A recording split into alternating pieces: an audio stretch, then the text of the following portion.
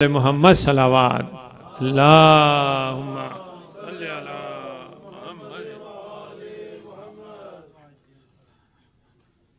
نعرہ تکبیر، اللہ اکبر، نعرہ تکبیر، اللہ اکبر، نعرہ رسالت، یا رسول اللہ، نعرہ رسالت، یا رسول اللہ، نعرہ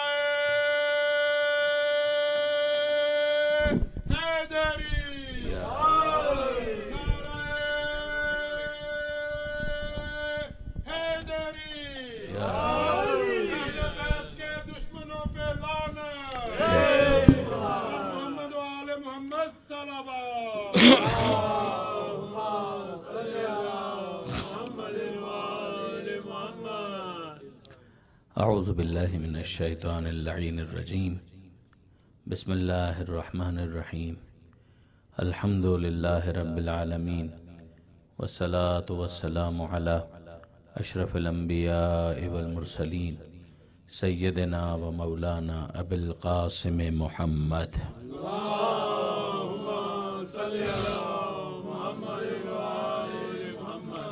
وأہل بیتہ الطیبین الطاہرین المعصومین المظلومین المنتجبین المنتخبین المیامین لا سیما للامام المنتظر والحجة الثانی عشر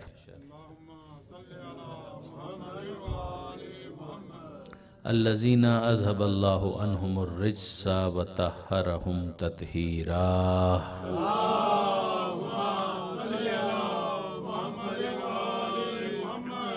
واللعنة الدائمة الباقية على أعدائهم أجمعين من يوم ظلمهم إلى قيام يوم الدين رب اشرح لي صدري ويسر لي أمري واحلل عقدة من لساني يفقهوا قولي واجعلني خالصا لوجهك الكريم يا الله صلوات على محمد وآل محمد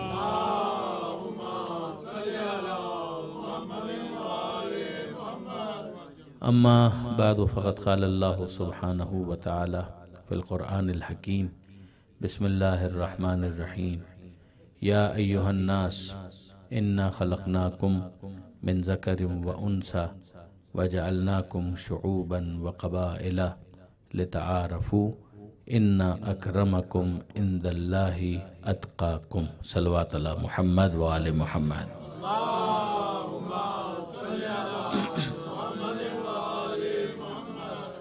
برادران عزیز و خاران محترم، سلسلہ مجالس کے لیے یہ سورہ حجرات کی آیت ہے کہ جس کو میں نے سرنامہ کلام میں تلاوت کرنے کا شرف حاصل کیا۔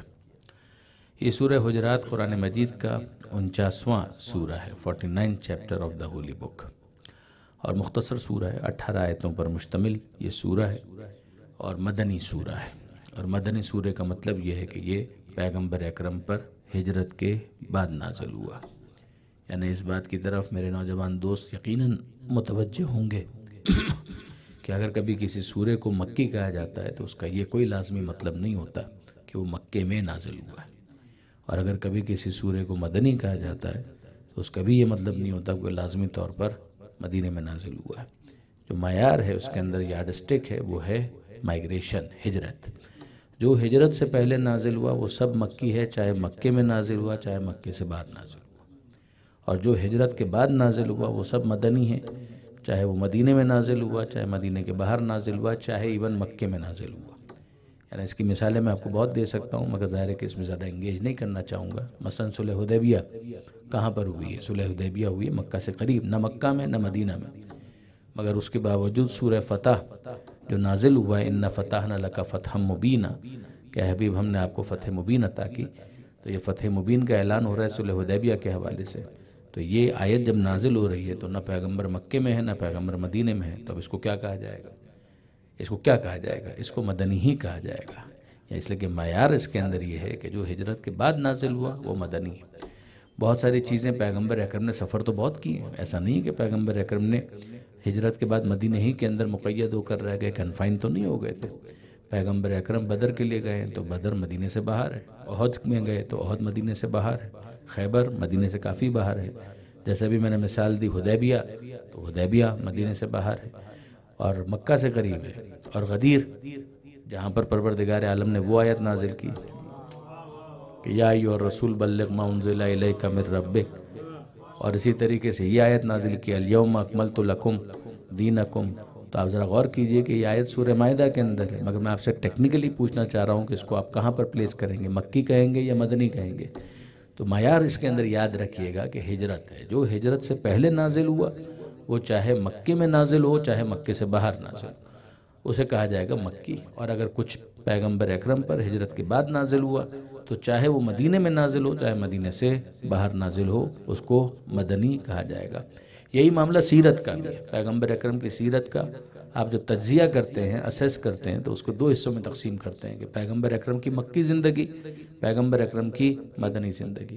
تو وہ 23 برسوں پر محیط جو پیغمبر اکرم کی اعلان رسالت کے بعد کی زندگی ہے، اس کو آپ نے کہہ دیا کہ 13 سالہ مکی زندگی اور 10 سالہ مدنی زندگی۔ مگر وہ 13 سالہ مکی زندگی پیغمبر اکرم نے صرف مکے میں نہیں گزاری ہے، پیغمبر اکرم طائف کا بھی سفر کر رہے ہیں۔ تو طائف یقیناً مکے سے باہر ایک الگ شہر ہے، ملا ہوا ہے، لیکن یہ کہ بہرحال ایک الگ شہر ہے۔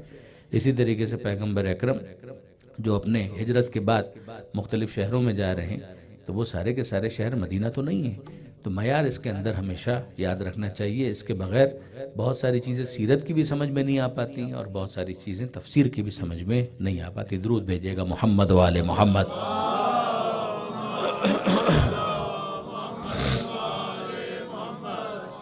تو بات ہو رہی تھی سورہ حجرات کی کہ یہ سورہ حجرات قرآن مجید کا مدنی سورہ ہے، 49واں سورہ ہے اور 18 آیتوں پر مشتمل مختصر سورہ ہے، مگر یہ سورہ بہت جامع سورہ ہے، اس لیے کہ اس سورے کے اندر پروردگار عالم نے بہت سی اخلاقی تعلیمات کو رکھا، پیغمبر اکرم کے ساتھ گفتگو کا پروٹوکول کیا ہونا چاہیے اس کو بیان کیا۔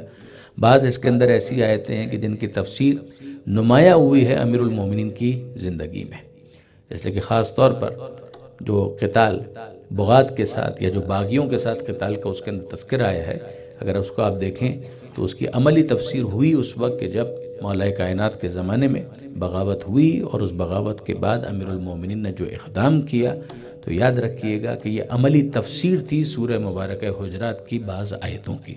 مگر اس وقت جن آیتوں کی طرف مجھے جانا ہے، اور اس کے لیے میں آپ کو پہلے تو وجہ تسمیہ کی طرف متوجہ کروں۔ اچھا، وجہ تسمیہ کا مطلب کیا ہوا کہ بھئی یہ ٹائٹل آف دا سورہ، تو سورہ حجرات اس کو کہا کیوں گیا، اس کی وجہ کیا؟ حجرات حجرے کی جمع ہے، اور حجرہ آپ جانتے ہیں کہ گھر کو کہا جاتا ہے، بیت بھی کہا جاتا ہے گھر کو، حجرہ بھی کہا جاتا ہے۔ تو حجرے کی جمع ہے حجرات، اور پیغمبر اکرم چونکہ اپنے حجرے میں تشریف فرما تھے، اور بعض افراد نے کچھ اس طریقے سے گفتگو کی کہ ابھی پیغمبر اکرم تشریف نہیں لائے تھے، اور پیغمبر اکرم کو حجرے کے باہر ہی سے انہوں نے آواز دینا شروع کر دی۔ جب انہوں نے آواز دینا شروع کر دی تو قرآن مجید میں پروردگار عالم نے ان کی گرفت کی، ان پر تنقید کی، اور یہ ارشاد ہوا کہ ان الذین ینادونک من وراء الحجرات اکثرهم لا یعقلون، کہ یقیناً اے حبیب جو آپ کو پکار رہے تھے حجرات کے پیچھے سے، ان میں سے اکثر وہ ہیں کہ جن کے پاس عقل نہیں ہے۔ یہ عجیب ہے، یعنی واقعاً عجیب ہے۔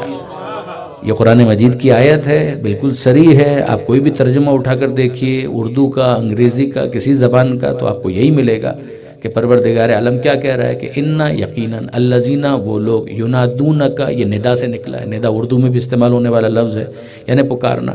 تو جو آپ کو پکار رہے تھے من وراء الحجرات، حجرات کے پیچھے سے، تو کرنا ان کو کیا چاہیے تھا کہ ان کو انتظار کرنا چاہیے تھا کہ پیغمبر خود جب باہر تشریف لاتے تب یہ پیغمبر اکرم سے ہم کلام ہوتے، پیغمبر اکرم سے گفتگو کرتے، مگر انہوں نے کیا کیا، انہوں نے باہر ہی سے آواز دینا شروع کر دی، اور جب آواز دینا شروع کر دی تو پروردگار عالم کو یہ انداز بدتمیزی کا اتنا ناگوار گزرا۔ یعنی اسی سے آپ اندازہ کیجئے کہ پیغمبر اکرم کو کتنے بدتمیز لوگوں سے پالا پڑا تھا، اور پروردگار عالم نے اس کو نظر انداز نہیں کیا، اس کتاب کے اندر اس کو درج کر دیا کہ جس کو قیامت تک کے لیے ہدایت بن کر باقی رہنا ہے۔ تو پروردگار فرماتا ہے کہ اکثرهم لا یعقلون، ان میں سے اکثر وہ ہیں کہ جن کے پاس عقل نہیں ہے، یعنی خود بھی عقل سے آ رہی ہیں اور ان کا فعل بھی بڑا غیر معقول کام ہے کہ جو یہ کیا کرتے ہیں۔ اکثرهم لا یعقلون، اب ظاہر ہے کہ یہاں پر میرے جتنے بھی بچے یا جوان موجود ہیں وہ حق رکھتے ہیں کہ مجھ سے پوچھیں کہ ذرا ان کا تعارف بھی کروا دیجئے کہ تھے کون۔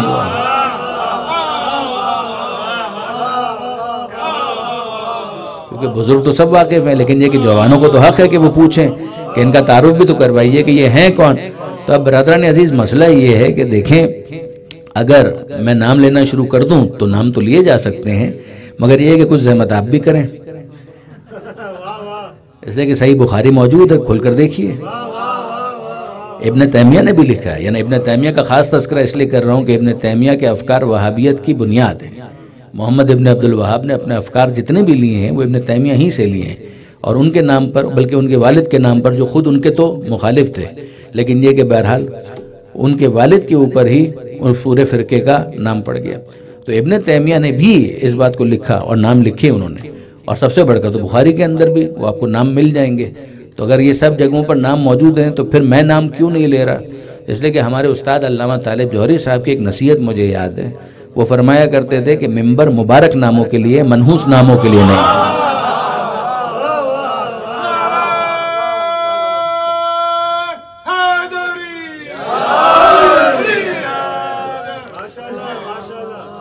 تو یقیناً آپ دیکھیں گے تو بڑے بڑے نام آپ کو ملیں گے. اتنا اشارہ کفایت کرتا ہے کہ بڑے بڑے نام آپ کو ملیں گے، بڑے چیمپئنز کا تذکرہ آپ کو ملے گا کہ انہوں نے یہ بدتمیزی پیغمبر اکرم کے ساتھ کی تھی اور پروردگار عالم نے اس پر گرفت کی تھی، کنڈیم کی. کنڈیمنیشن ہے، اگر آپ دیکھیں تو یہ کنڈیمنیشن ہے پروردگار عالم کی طرف سے. اکثرہم لا یعقلون، اور خود پروردگار کہتا ہے کہ اگر یہ انتظار کرتے، رک جاتے تو ان کے لیے زیادہ صحیح ہوتا کہ یہ کیا طریقہ کار ہے. اب آپ اس کے بعد اگر دیکھیں تو آغاز سورہ ہی کے اندر آپ کو یہ آیت مل جائے گی، دوسری آیت، کہ یا ایھا الذین آمنوا لا ترفعوا اصواتکم فوق صوت النبی، کہ اے ایمان لانے والوں. مطلب کیا ہے؟ اے ایمان کا دعویٰ کرنے والوں، اے ایمان کا دعویٰ کرنے والوں، لا ترفعوا اصواتکم فوق صوت النبی، اپنی آوازوں کو بلند مت کرو نبی کی آواز پر. یہ کیا انداز ہے کہ تم اپنی آواز کو بلند کرتے ہو نبی کی آواز پر؟ لا ترفعوا، یہ رفعت سے نکلا ہے، رفعت کا مطلب ہے بلند. تو یہ بلندی پروردگار کو پسند نہیں ہے کہ جس میں نبی کو پست کیا جائے اور اپنی آواز کو بلند کیا جائے، کہ یہ حرکت نہیں ہونی چاہیے. لا ترفعوا اصواتکم، اپنی آوازوں کو بلند مت کرو فوق صوت النبی، نبی کی آواز پر. تو ایک تو یہ ہے کہ تمہاری آواز پست ہونی چاہیے، نبی کی آواز پر اپنی آواز کو بلند مت کرو. دوسری بات، ولا تجہروا لہ بالقول، اور دیکھو نبی کو ویسے مت بلاؤ کہ جیسے تم آپس میں ایک دوسرے کو بلاتے ہو. کجہر بعضکم لبعض، یعنی آپس میں ایک دوسرے کو بلانے کے لیے انسان بے تکلفی کا مظاہرہ بھی کرتا ہے، نام بھی لے لیا کرتا ہے. یہ دوستوں اور یاروں میں ٹھیک ہے، یہ دوستوں اور یاروں میں ٹھیک ہے، مگر یہ یاد رکھنا کہ یار اور ہوتا ہے، نبی اور ہوتا ہے. رسول کو تم اپنا یار مت سمجھ لینا. نبی نبی ہے، رسول رسول ہے، جس پر پروردگار کی نگاہ انتخاب ٹھہری ہے، کہ جس کو خدا نے چن کر مصطفیٰ بنایا ہے، اس کے بارے میں تمہارا یہ انداز چھ معنی دار ہے.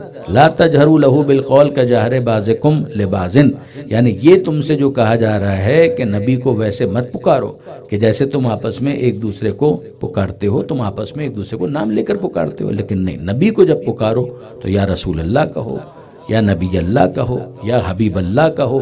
تو پکارنے میں بھی ایک پروٹوکول ہے کہ جس کو پروردگار عالم نے سکھایا ہے. اب آپ دیکھیے کہ پروردگار کیوں اجازت نہیں دے رہا، یعنی جملہ میں ہدیہ کروں گا خاص طور پر، کہ یہ کیوں پروردگار منع کر رہا کہ ویسے مت بلاؤ کہ جیسے تم آپس میں ایک دوسرے کو بلاتے ہو. اگر تم جیسا ہوتا تو ہم اجازت دے دیتے.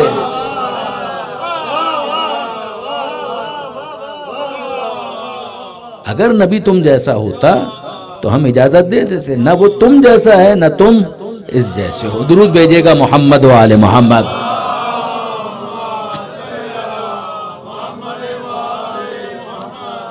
اب واپس ترتیب کے ساتھ ذرا اس آیت کو دیکھیے گا کہ یا ایھا الذین آمنوا، اے ایمان لانے والوں، بٹ نیچرل اے ایمان کا دعویٰ کرنے والوں.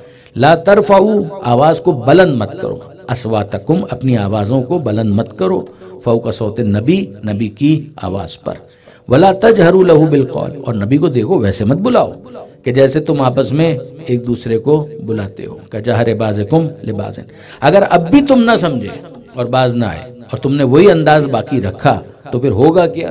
ان تحبط اعمالکم وانتم لا تشعرون، یہ واقعاً کمال ہے. یہ جو پروردگار عالم نے آخر میں کہا ہے یہ تو عجیب ہے. ان تحبط اعمالکم وانتم لا تشعرون. اچھا آپ ذرا سا اس کو آپ خود ہی تجزیہ کرنے کی کوشش کیجیے. ان تحبط، اس میں تحبط کا کیا مطلب ہے وہ تو بھی میں عرض کرتا ہوں، لیکن اس کے بعد اعمال کا ذکر آ رہا ہے، تمہارے اعمال. وانتم، تم، لا تشعرون، شعور سے نکلا ہے کہ تمہیں شعور بھی نہیں ہوگا. تو تمہارے اعمال کے ساتھ کچھ ہم ایسا کر دیں گے کہ تمہیں شعور بھی نہیں ہوگا. اب وہ ہم ایسا کیا کریں گے؟ وہ ہے ان تحبط، وہ ہے ان تحبط کہ یہ کر دیں گے. اب اس لفظ کو سمجھنے کے لیے اس کے روٹ پر جائیے. دیکھیے عربی کے اندر آپ جانتے ہیں کہ ٹرائی لیٹرل روٹ بہت امپورٹنٹ ہوتا ہے، یعنی آپ کو جانا پڑے گا اس کے مادے پر. اور یہاں پر ہے ان تحبط میں ان ناصبہ ہے، یعنی ٹیکنیکلی اس کو چھوڑ دیجئے. تحبط کے اندر ہے حبطہ، ہے بے اور پھر توئیں، ہے حلوے والی، حبط. یہ جو پروردگار عالم نے کہا کہ ہم تمہارے اعمال کو حبط کر دیں گے. اب اس حبط کا کیا مطلب ہے؟ یعنی عام طور پر اس کا ترجمہ آپ اگر دیکھیں گے تو بڑا عمدہ اس کا ترجمہ یہ کیا گیا کہ اگر تم اب بھی باز نہ آئے تو پھر ہوگا کیا؟ تمہارے اعمال تمہارے منہ پر مار دیے جائیں گے اور تمہیں شعور بھی نہیں ہوگا. یہ جس عمل کے اوپر تمہیں اتنا غرور ہو رہا ہے یہ عمل تمہارے منہ پر مار دیا جائے گا اور تمہیں شعور بھی نہیں ہوگا، ایکسیپٹ نہیں ہوگا وہ عمل. اچھا اب ذرا سا اس کے اوپر ہمیں پھر غور کرنا پڑے گا کہ اس لفظ حبط کا بنیادی مطلب کیا ہے. اچھا آپ دیکھیں اگر اس لفظ کو آپ سمجھنا چاہتے ہیں تو اس سے ایک ملتا جلتا لفظ ہے اور وہ لفظ اردو میں بھی مستعمل ہے، یعنی استعمال ہوتا ہے، یوز ہوتا ہے. تو اردو میں ایک لفظ استعمال ہوتا ہے اور اس کی بھی روٹ عربی ہے، یعنی عربی ہی سے یہ لفظ وہاں پر آیا ہے. اور وہ لفظ کیا ہے؟ حبط ہی کے وزن پر ہے ضبط. ضبط. اچھا یہ زواد کے ساتھ، زواد پھر با اور پھر توئیں. آپ اب یہ ہمارے بچے جو ہیں وہ یہاں پر تو کچھ اور سنتے ہوں گے، لیکن یہ ہے کہ بہرحال پاکستان میں تو بہت کامن ہے ضبط ہونا، کسی چیز کا ضبط کر لینا. یہ تو بڑا کامن ہے کہ بھئی مثال کے طور پر ہوا کیا کہ اگر کسی نے ٹریفک رولز کی وائلیشن کر دی اور کسی غلط جگہ پر مثلا گاڑی یا اسکوٹر پارک کر دی. یہاں تو شاذ ہوتا ہوگا، بٹ ریئر فینومینا ہوگا. ہمارے یہاں تو وہاں پر یہ بڑا ہی ایک کامن فینومینا ہے. تو وہاں پر اگر کسی نے غلط جگہ پر پارکنگ کر دی تو پھر ہوگا کیا؟ ہوگا یہ کہ وہاں سے اس اسکوٹر کو یا اس گاڑی کو اٹھا لیا جائے گا اور ضبط کر لیا جائے گا. تو پھر ہوگا کیا کہ ظاہر کہ جس کی گاڑی ہے وہ تو ڈھونڈتا ڈھانڈتا آئے گا بیچارہ کہ وہ گاڑی کہاں گئی، وہ اسکوٹر کہاں گئی. کہا کہ یہیں پہ کھڑی تھی. کہا کہ ہاں. کہا یہ پارکنگ کی جگہ تو نہیں ہے. کہا نہیں. تو غلط پارک کی تھی. کہا جی ہاں. تو وہ ضبط ہو گئی. کہا کہاں پر؟ کہا اس جگہ پر. اب وہ وہاں پر گئے تو پہلے تو جتنی گاڑیاں کھڑی تھیں ان میں انہوں نے ڈھونڈ کر اپنی گاڑی کو لوکیٹ کیا کہ یہ ہے میری گاڑی. اور پھر اس کے بعد وہ گئے آفیسر کے پاس اور جا کر انہوں نے کہا کہ حضور یہ میری گاڑی ہے. کہا کہ جی ہاں بالکل، ہم کہاں منع کریں، گاڑی تو آپ ہی کی ہے. کہا پھر آپ اٹھا کر کیوں لے آئے؟ کہا آپ نے وائلیشن کی تھی لہٰذا ہم نے آپ کی گاڑی ضبط کی. گاڑی آپ ہی کی ہے، ہم گاڑی کا انکار نہیں کر رہے، آپ کی ملکیت کو ڈسون نہیں کر رہے، گاڑی آپ ہی کی ہے. مگر بات اتنی ہے کہ جو کام آپ نے کیا تھا وہ نامناسب تھا لہٰذا آپ کی گاڑی ضبط کر لی ہے. انہوں نے کہا اچھا ضبط کر لیے تو ہے تو میری. کہا کہ بالکل آپ ہی کی ہے. کہا پھر اب کیا کروں؟ کہا کہ آپ اس کا جرمانہ دیجئے، فائن دیجئے، کفارہ دیجئے، کچھ تو آپ کو پے کرنا پڑے گا. یا تو سامنے پے کر دیں یا انڈر دا ٹیبل پے کر دیں، جو بھی کچھ نہ کچھ تو کریں. کہ اس کے بعد کیا ہوگا؟ کہ اس کے بعد یہ ہوگا کہ یہ جو ضبط شدہ گاڑی ہے وہ ہم ریلیز کر دیں گے. تو اس کا مطلب انہوں نے کہا ٹھیک ہے جناب اب تو دینا پڑے گا. فرمائیے کتنا کا؟ اتنا ہے. انہوں نے دیا اور اپنی گاڑی چھڑوا کر لے آئے. یہ ہوتا ہے جب گاڑی ضبط کر لی جائے. یہ ہوتا ہے جب گاڑی ضبط کر لی جائے. اس میں اونرشپ کو ایکسیپٹ کیا گیا، ریکگنائز کیا گیا. انہوں نے کہا آپ ہی کی گاڑی ہے. لیکن بات اتنی سی ہے کہ ضبط کر لیا گیا تھا. یہ جرمانہ دیجئے تاکہ آپ کی گاڑی آپ کو واپس کی جا سکے اور وارننگ دے کر چھوڑ دیا جائے. یہ ہے اس صورت میں کہ جب گاڑی کو ضبط کیا جائے.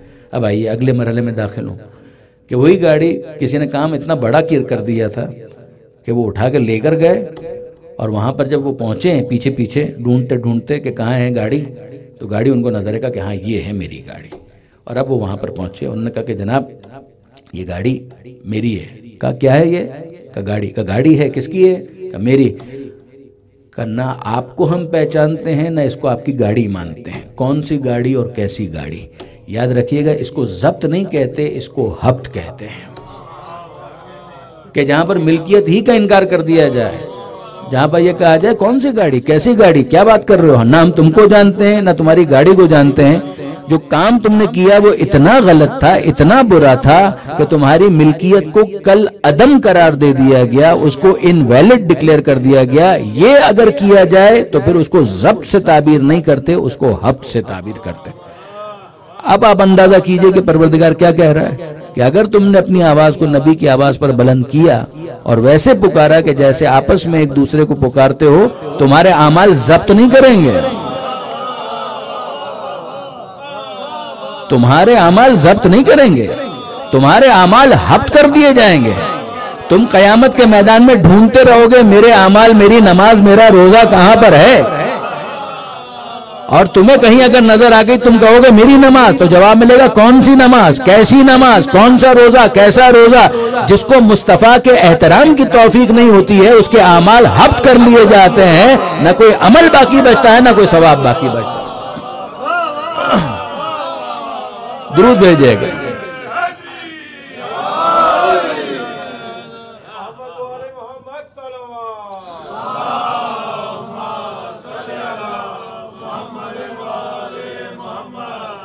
تو اب آپ غور فرمائیے گا برادران عزیز کہ اگر کسی کو اپنی نماز پر غرور ہے، اگر کسی کو اپنے روزے پر غرور ہے تو بہت بڑی غلط فہمی کا شکار ہے.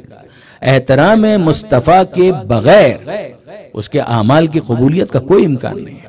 ذرا غور کیجئے گا، خدا کو نماز چاہیے، خدا کو روزہ چاہیے، خدا کو حج چاہیے، خدا کو زکوٰۃ بھی چاہیے، تمام عبادتیں، صدقات و انفاق سب چاہیے، مگر ان تمام عبادتوں کے ساتھ کچھ شرائط لگی ہوئی ہیں. اگر ان شرائط اور ان کنڈیشنز ہی کو انسان میٹ نہ کرے تو پھر اس کے بعد یہ تمام اعمال انویلڈ ڈکلیئر ہو جاتے ہیں. آپ دیکھیے کہ یہ کتنا سینسیٹیو میٹر بنتا جا رہا ہے. اب میں آپ سے پوچھتا ہوں کہ مجھے بتائیے واپس سے کہ پروردگار نے کیا کہا؟ خدا نے یہ کہا کہ اگر تم نے اپنی آواز کو بلند کیا اور ویسے بلایا کہ جیسے تم آپس میں ایک دوسرے کو بلاتے ہو تو کیا ہوگا؟ تمہارے اعمال حبط کر دیے جائیں گے. یعنی اگر ہوں گے تو بھی حبط کر دیے جائیں گے، اگر ہے ہی نہیں تو بات ہی ختم ہو گیا. لیکن اگر ہوں گے تو بھی وہ حبط کر دیے جائیں گے. کون سی دو چیزوں پر؟ اگر نبی کی آواز پر اپنی آواز کو بلند کیا اور ویسے بلایا کہ جیسے تم آپس میں ایک دوسرے کو بلاتے ہو. اب میں آپ سے چاہتا ہوں کہ ذرا اپنی نگاہ تصور سے ایک منظر کو دیکھیے اور مجھے بتائیے کہ اگر نبی کہے کہ مجھے کاغذ اور قلم لا دو،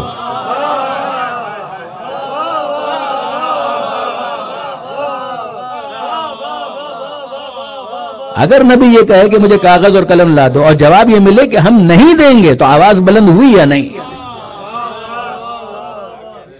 آواز بلند ہوئی یا نہیں؟ اور اگر آواز بلند ہوئی تو پھر مقدمہ وہی ہے کہ اگر کوئی عمل تھا بھی تو حبط کر لیا گیا، منہ پر مار دیا گیا. اب وہاں پر نامہ اعمال میں کچھ موجود نہیں ہے. درود بھیجے گا محمد و آل محمد پر.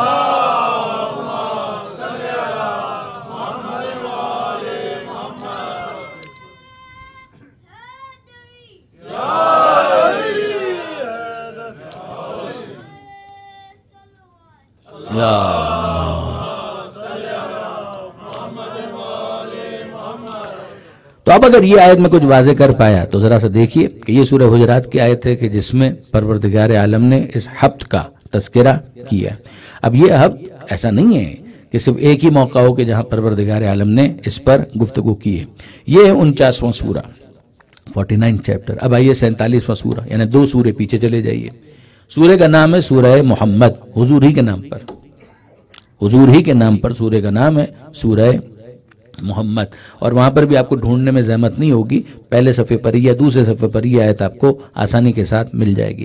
اور اس میں پروردگار عالم کیا فرما رہا ہے؟ ذالک بأنہم کرہوا ما انزل اللہ فاحبط اعمالہم. یہ اس سبب سے ہوا، خدا اپنی ناراضی کا اظہار کر رہا ہے. ذالک بأنہم کرہوا ما انزل اللہ، کہ ان کو بہت برا لگا. یعنی یہ خدا کی طرف سے جو گرفت ہو رہی ہے یہ اس سبب سے ہے کہ ان کو بہت برا لگا. کیا برا لگا؟ ما انزل اللہ، جو اللہ نے نازل کیا وہ ان کو بہت برا لگا. تو جو اللہ نے نازل کیا وہ ان کو بہت برا لگا، تو جو ان کو بہت برا لگا وہ خدا کو بہت برا لگا. ذالک بأنہم کرہوا ما انزل اللہ، ان کو برا لگا. کیا برا لگا؟ ما انزل اللہ، جو اللہ نے نازل کیا وہ ان کو بہت برا لگا. جب ان کو بہت برا لگا تو یہ برا لگنا خدا کو بہت برا لگا کہ ہم نازل کر رہے ہیں اور تم کو برا لگ رہا ہے. تو پھر خدا نے کیا کیا کہ فَأَحْبَطَ أَعْمَالَهُمْ، تو اللہ نے ان کے اعمال کو حبط کر دیا. یعنی اعمال ان کے منہ پر مار دیے گئے۔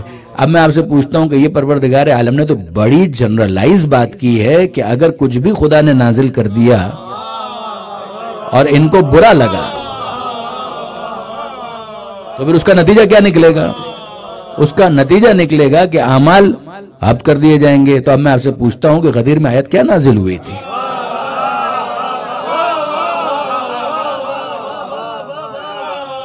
آیت کیا نازل ہوئی تھی کہ یا ایھا الرسول بلغ ما انزل الیک من ربک، اے حبیب پہنچا دیجئے وہ جو آپ کے رب کی طرف سے پہلے ہی آپ پر نازل کیا جا چکا۔ آپ نے غور فرمایا برادران عزیز، یہ جو پروردگار عالم نے کہا ہے کہ جو نازل کیا جا چکا، اور پیغمبر اکرم ہاتھوں پر بلند کر کے کہہ رہے ہیں من کنت مولا ہو فہذا علی مولا۔ معیار ہمارے پاس یہ ہے کہ جو خدا نے نازل کیا وہ برا لگا تو اعمال حب کر دیے جائیں گے۔ اب جس کو علی کی ولایت بری لگتی ہے وہ اپنے اعمال کی خیر منائے۔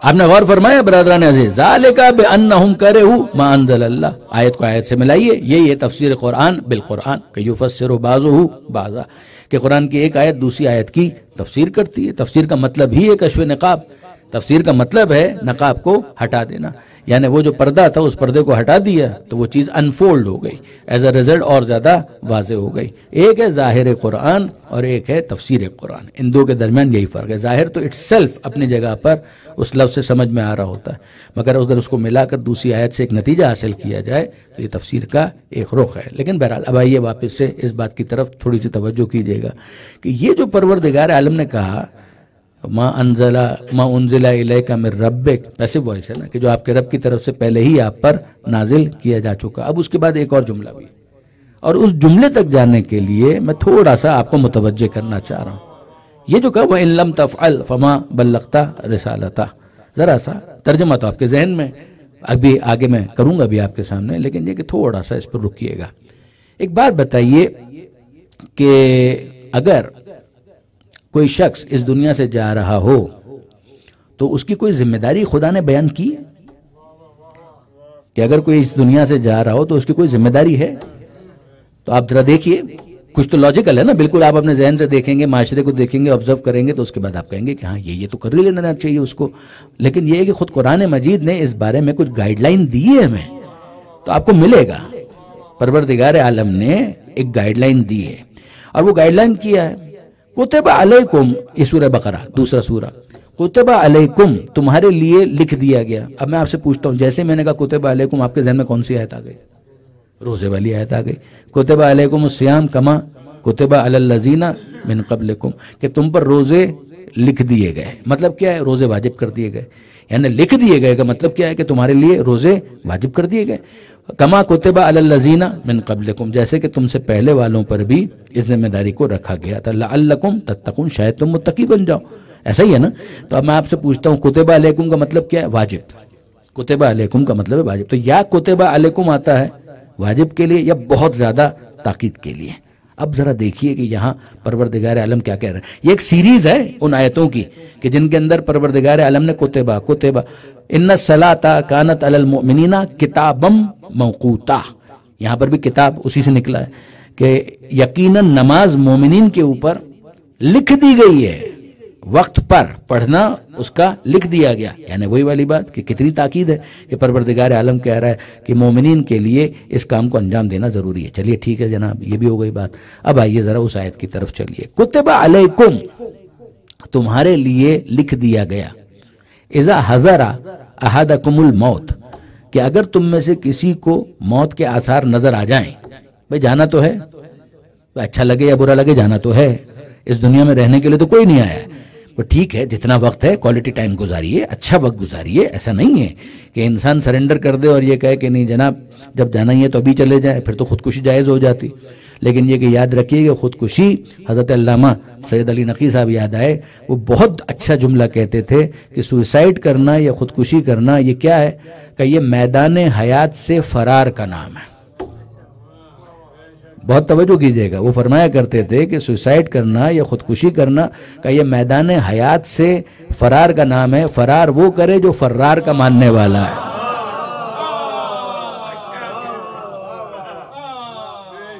بھئی یہ تو ہے میدان حیات سے فرار، تو فرار وہ اختیار کرے جو فرار کا ماننے والا ہے. حیدر کرار کا ماننے والا کبھی فرار اختیار نہیں کرتا. تو اب آئیے واپس آیت کی طرف. آیت میں کیا کہا جا رہا ہے؟ کتب علیکم، تمہارے لیے لکھ دیا گیا. اذا حضر احدکم الموت، جب تمہارے طرف موت کے آثار نمایاں ہو جائیں. وہ زندگی ہے، زندگی کے اندر کچھ نہ کچھ آثار ایسے آنے لگتے ہیں. اب سیدھی سی بات ہے برادران عزیز کہ داڑھی میں مجھے بھی اپنے کچھ سفید بال نظر آ رہے ہیں، تو ظاہر ہے کہ کبھی نہیں تھے. 5 سال پہلے جب میں شاید آیا تھا تب شاید اتنے بال نہ ہو سفید، لیکن یہ کہ بہرحال اب تو یہ چاندی نظر آ رہی ہے. تو کچھ نہ کچھ سگنلز تو آنے لگتے ہیں. جسم کے اندر کچھ تغیرات، انسان کی باڈی کے اندر بڑھاپے کے آثار ہیں. تو کمر کا خم ہونا، چہرے پر جھریوں کا آ جانا، بالوں کا سفید ہو جانا. چلیے سنتے جائیے ایک بات اور بھی. یہ حضرت یعقوب علیہ السلام کے بارے میں ملتا ہے، اور کتنا اچھا ہے کہ یعقوب علیہ السلام کے ذریعے سے ہمارے لیے کلیئر ہو گیا. تو یعقوب علیہ السلام کے بارے میں ملتا ہے کہ انہوں نے ملک الموت اسرائیل، فرشتہ موت جو روح قبض کرنے پر مأمور ہے، ان سے بات کی. وہ نبی ہیں، تو نبی ہیں تو ظاہر ہے کہ فرشتے تک ایکسیس بھی ہے، گفتگو بھی ہو رہی ہے. تو انہوں نے ان سے کہا کہ بھائی اے ملک الموت، دیکھو بھائی تھوڑا سا خیال کرنا. اب الفاظ میرے ہیں، ایگزیکٹلی آپ وہاں پہ جا کے چیک کریں اور پھر کہیں کہ یہ الفاظ نہیں تھے. یہ نہیں سمجھے گا، بات کو میں سمجھانے کے لیے اپنے الفاظ میں بیان کر رہا ہوں کہ بھائی ملک الموت تھوڑا سا خیال کرنا. کہ جی نبی اللہ، آپ تو ظاہر ہے کہ پروردگار عالم کے نبی ہیں، تو ظاہر ہے کہ ہاں فرمائیے. بات اتنی سی ہے کہ دیکھو دوسروں کے پاس آتے ہو اچانک، تو میرے پاس اس طرح سے مت آنا، پہلے بتا کر آنا، پہلے بتا دینا کہ کب آنے والے ہو. جب بھی روح قبض کرنے کے لیے آنے والے ہو تو بتا کر آنا. تو جناب ملک الموت نے یہ کہا کہ جی اللہ کے نبی بالکل آپ نے فرمایا ہے، تو بالکل اس کا خیال رکھیں گے، بتا کر آئیں گے، بتا کر آئیں گے. اور پہنچ گئے بتائے بغیر. یعنی عرصہ گزرا اور پھر اس کے بعد بتائے بغیر آ گئے. تو جب آ گئے تو یعقوب علیہ السلام نے کہا کہ یار یہ کیا بات ہوئی. اب وہ یار بھی مت ڈھونڈیے گا وہاں پر اس کے، یہ کیا بات ہوئی، یہ کیا بات ہوئی. طے تو یہ ہوا تھا کہ تم بتا کر آؤ گے، اور تم تو یعنی بالکل لیڈروں کی طرح سے کہ اعلان کچھ کیا تھا، عمل کچھ اور کیا. کہ یہ تو مت کرو اس طرح سے. طے ہوا تھا کہ تم بتا کر آؤ گے. کہ نبی اللہ آئی کیپٹ مائی پرومس، میں نے اپنا وعدہ پورا کیا تھا. کہا میرے پاس نہ کوئی ٹیلی گرام، نہ کوئی خط، نہ کوئی واٹس ایپ، نہ کوئی PDF، نہ کوئی انٹرنیٹ پر ای میل، کچھ بھی نہیں تھا. یعنی کوئی ذریعہ جو ابلاغ کا ہوتا ہے، کمیونیکیشن کا ہوتا ہے، تو میرے پاس تو کوئی خط نہیں آیا، نہ تم خود آئے، نہ کسی نے بتایا کہ تم آنے والے ہو. تو کیسے تم نے اپنا پرومس پورا کیا؟ کہا نہیں نبی اللہ یاد رکھیے میں بتا کر آیا ہوں. کیسے بتا کر آیا؟ کہ آپ دیکھیے پہلے آپ کے بال کالے تھے، اب سفید ہو چکے ہیں. یہ سفید بالوں کا ہو جانا یہ میری طرف سے پیغام تھا کہ میں آ رہا ہوں. آپ کے چہرے پر جھریاں آ چکی ہیں، دیکھیے جھریاں میرا پیغام تھا، یہ میرا واٹس ایپ تھا کہ میں آ رہا ہوں. اے نبی خدا پہلے آپ کی کمر سیدھی تھی، کچھ خم تو آ چکا، یہ کمر کا خم میری طرف سے ایک پیغام تھا کہ میں آ رہا ہوں. تو نبی خدا ایسا نہیں ہے کہ میں بتائے بغیر آیا ہوں، میں بتا کر آیا ہوں. اچھا اب ظاہر ہے کہ کچھ تو سلسلے ایسے ہوتے ہیں کہ عمومی سگنلز ہوتے ہیں، اور کچھ یہ ہے کہ بہرحال انسان انٹیسپیٹ کرتا ہے کہ اب الرحیل کہ صدا آ سکتی ہے کبھی بھی. تو اب پروردگار عالم فرماتا ہے کہ بھئی کل نفس ذائقۃ الموت، موت کا ذائقہ تو سب نے چکھنا ہے، ون وے اور دا ادر، کسی نہ کسی دن موقع آئے گا. تو آنا ہے تمہیں ہمارے پاس تو آؤ گے. لیکن یہ ہے کہ اب اگر یہ اس طرح کے سگنلز آ جائیں تو پھر کیا کرو؟ کتب علیکم، تمہارے لیے لکھ دیا گیا. اذا حضرہ حضور سے حاضر ہونا، احدکم الموت، اگر موت آنے لگے تم تک تو ایک کام کرو، ایک کام کرو. اذا حضر احدکم الموت ان ترک خیرن الوصیہ، کہ ہم تم پر کیا واجب کر رہے ہیں، کیا ضروری قرار دے رہے ہیں، کس چیز کی تاکید کر رہے ہیں. پھر سنیے گا کتب علیکم، لکھ دیا گیا تم پر. اذا جب حضرہ حاضر ہو جائے، احدکم تمہارے پاس، تم میں سے کسی کے پاس بھی، کون؟ الموت. ان ترکا، یہ جو ہم چیز ضروری قرار دے رہے ہیں یہ کس صورت میں ہے؟ ان ترکا، اگر وہ چھوڑے، کیا چھوڑے؟ خیرن، خیر میں سے کچھ بھی اگر چھوڑ کر جا رہا ہے تو اس کو کیا کرنا چاہیے؟ کہ الوصیہ، اس کو وصیت کرنی چاہیے. اس کو کیا کرنا چاہیے؟ وصیت کرنی چاہیے. اچھا، تو خیر سے کیا مراد ہے یہاں پر؟ لفظ تو نہیں، احسن کس نے کہا؟ کیا بات ہے، یعنی یہ دیکھیں اس کا مطلب یہ واقعاً بات ہے. آل محمد کے ماننے والے مطالعہ کرتے ہیں. کیا بات ہے. ان ترک خیرا الوصیہ، خیر کا مطلب یہاں پر کوئی اختلاف نہیں ہے. خیر کا مطلب ہے مال، کہ یا تو تم خود ہی تنگ دست تو کچھ ہے ہی نہیں، تو بھائی پلے ہی کچھ نہیں ہے تو کیا وصیت کرو گے. لیکن یہ کہ بہرحال اگر کچھ ہے تو وصیت کر کے جاؤ. بھائی ایک تو حصہ ہم نے رکھا ہوا ہے نا کہ اولاد کا اتنا ہوگا، اس کا ہوگا، لیکن تم خود دیکھ رہے ہو کہ کچھ کو زیادہ ملنا چاہیے، اس جگہ مجھے دینا ہے، یہ چیریٹی کرنی ہے، اسپتال میں دینا ہے، امام باڑے میں دینا ہے، تبرک میں دینا ہے، کسی کو پڑھا دینا ہے، کسی کی ایجوکیشن کا انتظام کرنا ہے، کسی گرتے ہوئے کو اٹھا دینا ہے، تو اس کے لیے پیسے کے بغیر تو کام نہیں ہوگا نا. تو آپ ذرا دیکھیے کہ پیسہ اگر حلال سے کمایا ہو تو کتنا قیمتی ہے کہ پروردگار اسے خیر سے تعبیر کرتا ہے. پہلی چیز تو یہ سمجھنے والی ہے کہ پروردگار عالم مال کو خیر سے تعبیر کرتا ہے، مال کو شر سے تعبیر نہیں کرتا. اگر مال حلال سے کمایا ہے تو پروردگار عالم اس حلال مال کا مذمت کرنے والا نہیں ہے. اس لیے کہ اگر کوئی نیکی کا کام کرنا ہے تو نیکی کا کام بھی بغیر مال کے نہیں ہو پائے گا. یہ بات یاد رکھیے گا. اچھا، اب یہیں پر ایک جملہ اور عرض کر دوں کہ پروردگار عالم کو مال سے شکایت نہیں ہے. پروردگار یہ دیکھنا چاہتا ہے کہ مال کے آنے کے بعد کون قارون بن کر ناکام ہو جاتا ہے اور کون ختیجہ بن کر کامیاب ہو جاتا ہے.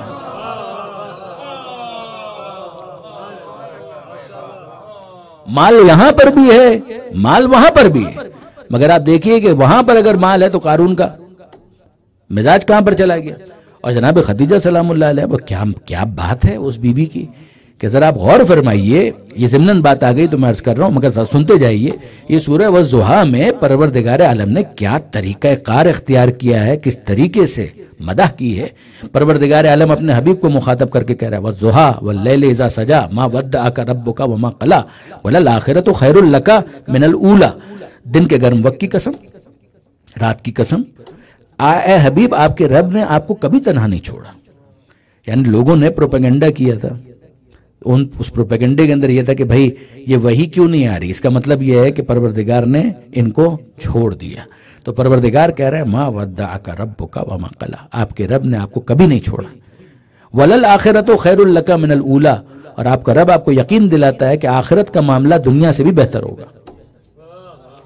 اب اس کے بعد جو نہیں چھوڑا، آپ کو کبھی تنہا نہیں چھوڑا، اس کو سمجھانے کے لیے پروردگار عالم نے کچھ انسٹنسز کوٹ کیے جس پر اختتام ہوتا ہے کہ حبیب ذرا دیکھیے ایسا تھا تو آپ کے رب نے ایسا کر دیا، ایسا تھا تو آپ کے رب نے ایسا کر دیا.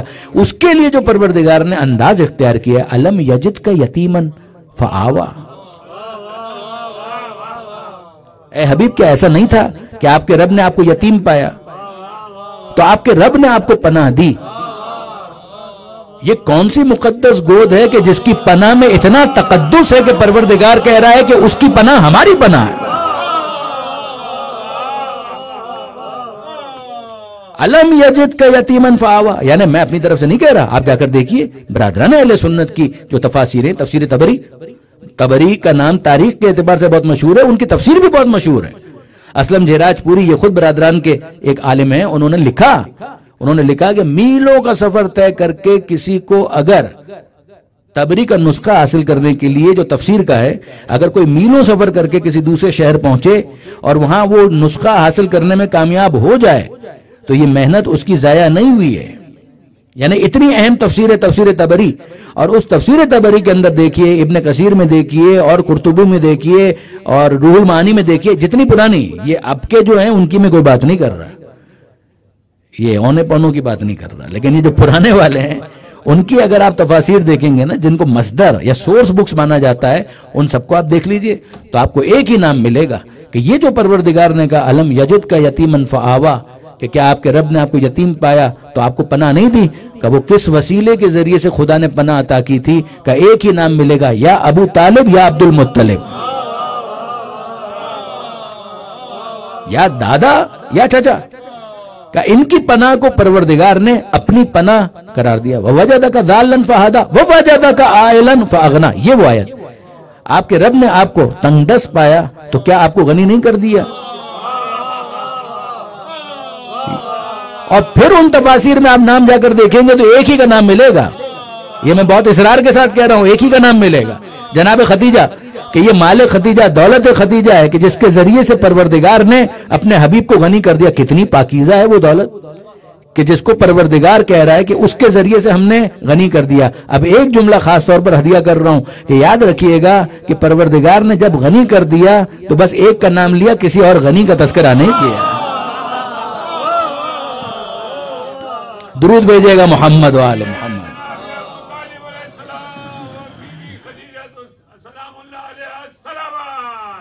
اللہم.